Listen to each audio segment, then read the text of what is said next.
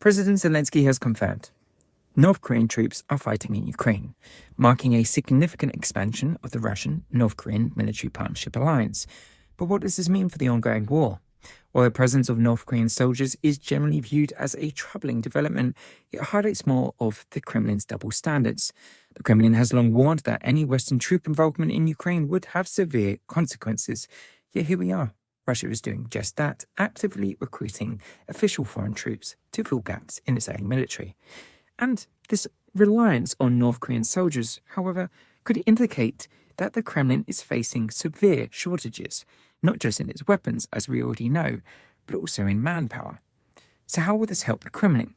Rather than initiating a full-scale mobilization, an option the Kremlin is desperately trying to avoid due to the potential societal backlash, Moscow is now seeking support from North Korea.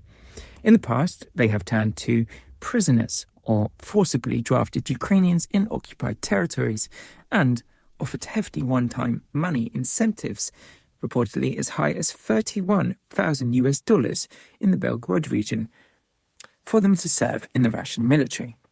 This clearly shows that the Kremlin is feeling the strain of combat losses, and it knows it will struggle to maintain these large financial incentives.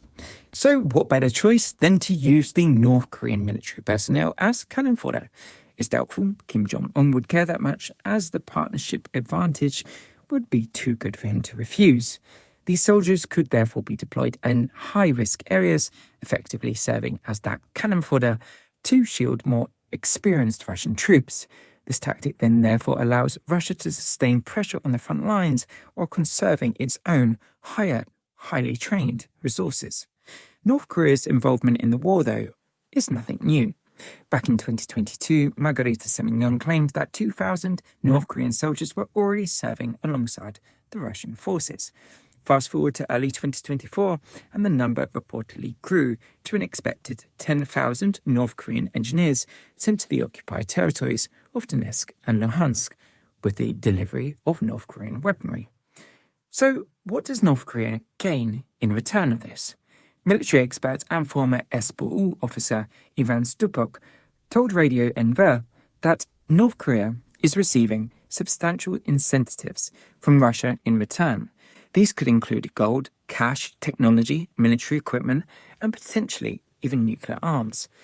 This partnership not only boosts North Korea's military capabilities, but also provides a testing ground for its weapons, allowing it to position itself as a formidable player that the US and South Korea should reconsider before ever attacking, a propaganda narrative it has used to create the foreign enemy narrative, much like the Kremlin's propaganda. The presence of North Korean troops in Ukraine is a troubling development. It complicates the situation, of course, for the Ukrainian army. However, it also underscores the Kremlin's struggles as the war approaches its 3-year mark.